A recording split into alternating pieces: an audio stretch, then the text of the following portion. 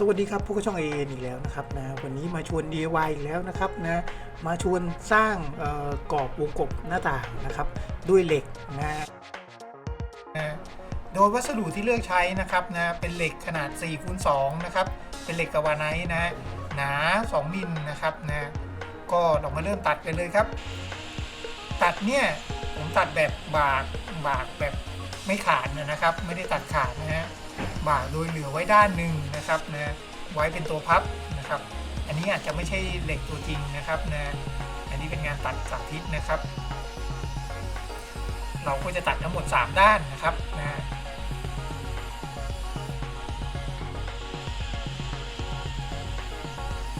อันแรกนี่นะครับตัดให้เป็นสามเหลี่ยมก่อนเลยนะครับนะจากนั้นอันที่2ที่3และที่4นะครับนะเราก็จะมาบากนะนี่นะครับหัวท้ายต้องตัดนะครับหัวท้ายต้องตัดเป็นสามเหลี่ยมนะครับ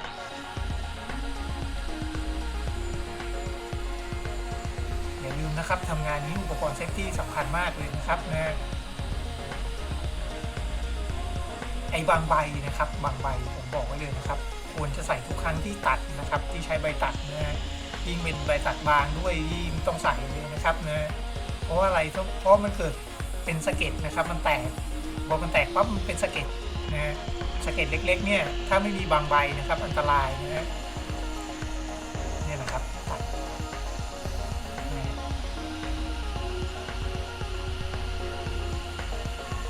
นะครับสังเกตดูจะตัดแล้วก็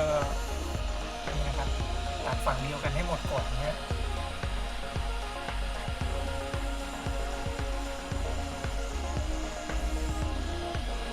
ใครจะตัดให้เสร็จเป็นด้านๆไปเลยก็ได้นะครับนะแล้วแต่ถนัดนะแต่ผมขี้เกียจติ๊กเหล็กอย่างนี้ก็เลยตัดอย่างนี้นะครับ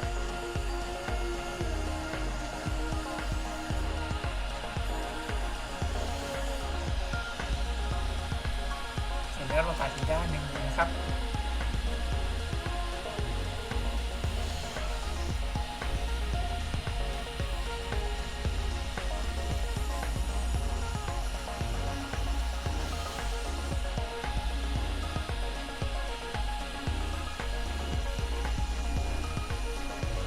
ตัดเป็นรูปตัว V อย่างนี้ครับเสร็จแล้วเราก็พับเลยครับนี่นะครับพับได้นะฮะพอพับเสร็จปั๊บเนี่ยหน้าตามันจะออกมาประมาณนี้อันนี้คืองานจริงนะครับนะพอดีว่าไฟล์ตัวนี้เนี่ยไอตอนตัดเนี่ยมันหายกับตอนเชื่อมนะครับนะไฟล์มันชำรุดนะครับ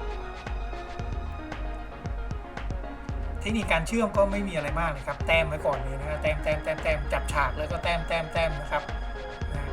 ถึงตัดอย่างนี้มันก็ไม่ได้ฉากเป๊ะหรอกครับมันมีโอกาสที่เราจะพลาดนะแต่ว่าเวลาทำงานออกมาเนี่ยจะต้องให้ได้ฉากเป๊ะเพราะฉะนั้นจะเอาฉากนะเอาไม้ฉากนะครับ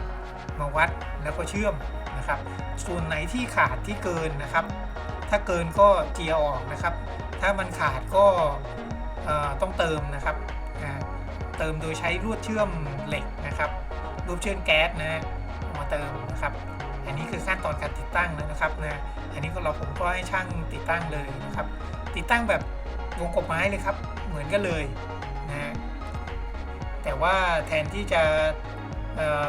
ตอกไอตัวหนวดกุ้งเข้ากับตัวไม้นะครับเราก็เชื่อมแทนเนี่ยนั่นนะครับที่ดูช่างก็จะเชื่อมเลยนะครับเชื่อมติดกับวงกบนะครับ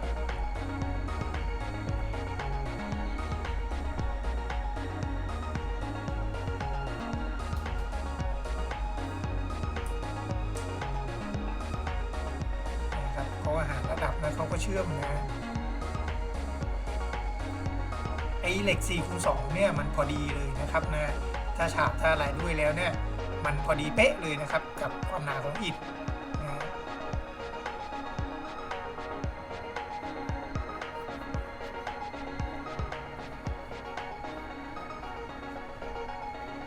นะครับจากนั้นก็เททับหลังเลยครับนะ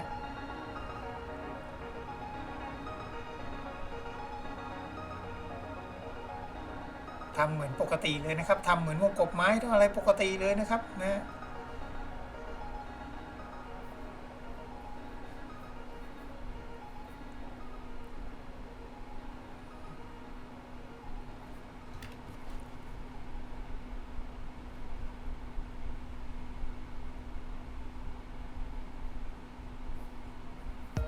เราก็งานส่วนนี้เป็นหน้าที่ของช่างเรานะครับ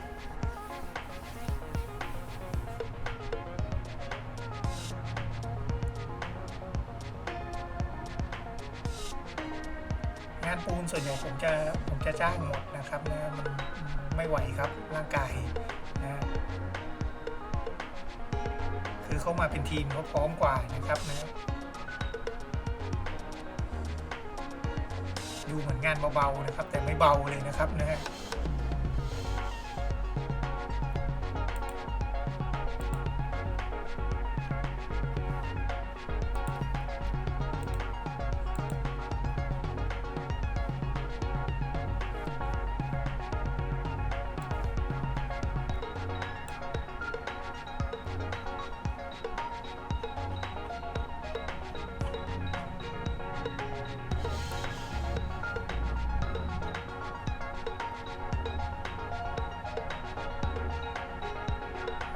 ก็เป็นอันเรียบร้อยครับเสร็จสับเบ็ดเสร็จนะครับออกมาหน้าตาเป็นประมาณนี้เลยครับหลังจากทำงานเรียบร้อยแล้วนะครับขอบคุณมากครับสำหรับการรับชมคลิปนี้นะครับถ้าไงฝากกด Subscribe ด้วยครับขอบคุณครับ